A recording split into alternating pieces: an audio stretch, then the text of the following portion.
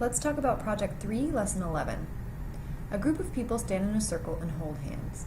One person squeezes the hand of the person on her left, who squeezes the hand of the person on his left, and so on. The table shows the time in seconds that it takes the signal to go all the way around the circle as a function of the number of people in the circle. Which function correctly models the situation? Okay, let's think about the information that has been given to us. So first of all, we know we have a group of people standing in a circle. This signal that's going between the friends is initiated when one person squeezes the left hand of the person they're holding hands with.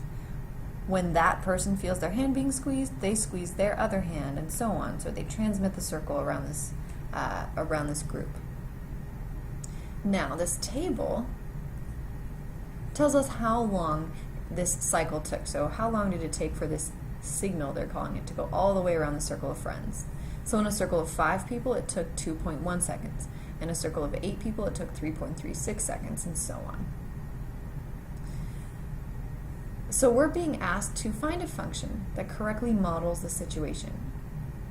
So we have two pieces of information to deal with here.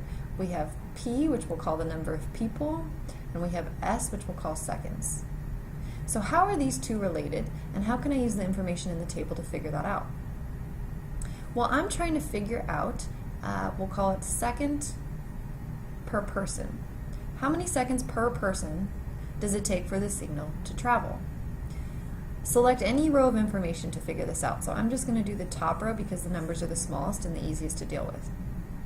If it takes 2.1 seconds for this signal to travel around a circle of 5 people, how many seconds is it taking per person? So do the necessary calculation to figure that out. Once you have it, you'll be able to create a simple function that models the relationship between P, number of people, and S, the seconds it takes for the signal to travel. Question 2. Suppose that the chain could go all the way around the planet. Then the chain's length would be equal to the circumference of the Earth at the equator, which is about 24,000 miles. Assuming that the average adult arm span is 6 feet, how many people would it take to make this human chain? Hint, use 5,280 feet equal to 1 mile. Okay, so what are we being asked to do here? We're being asked to figure out how many people it would take in this chain to make a chain of humans that goes around the entire circumference of the Earth. Okay, so we're not dealing with seconds this time, just with people and distance. Now, what do we know? We know that one adult is equal to 6 feet.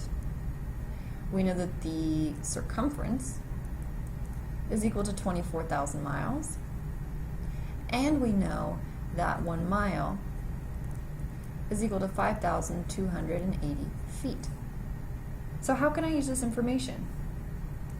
Well, let's think about it. So I know the circumference, which is in miles, and I need to convert it to people. So what would 24,000 miles take? How many people would that take?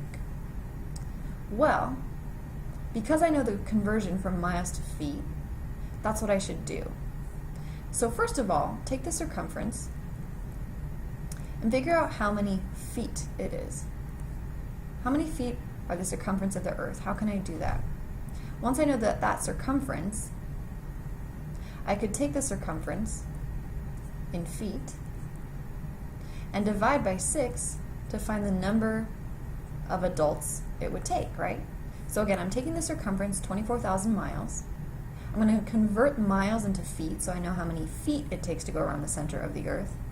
And since I know that one adult is equal to 6 feet, I divide by 6 to find the number of adults that it would take to make this human chain that goes all the way around the circumference of the Earth.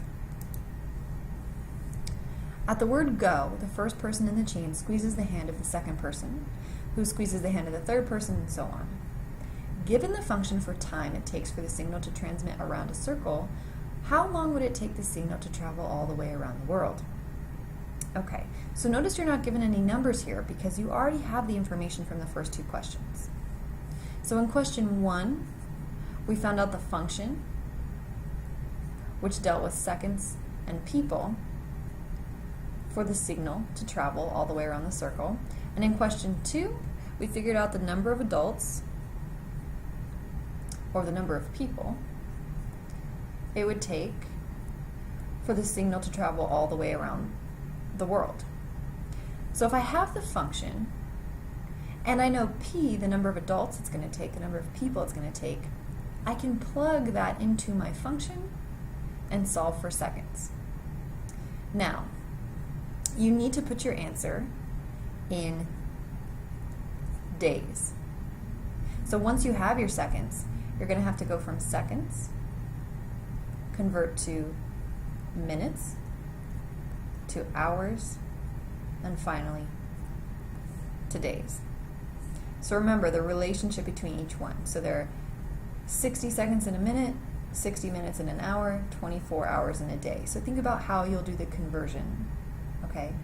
So again, start by using that function from question 1 and plug in the number of people it would take for the signal to travel all the way around the world to solve for the number of seconds it would take. Once you know the seconds, convert to minutes, hours, and finally days to figure out how long it would take the signal to travel all the way around the world.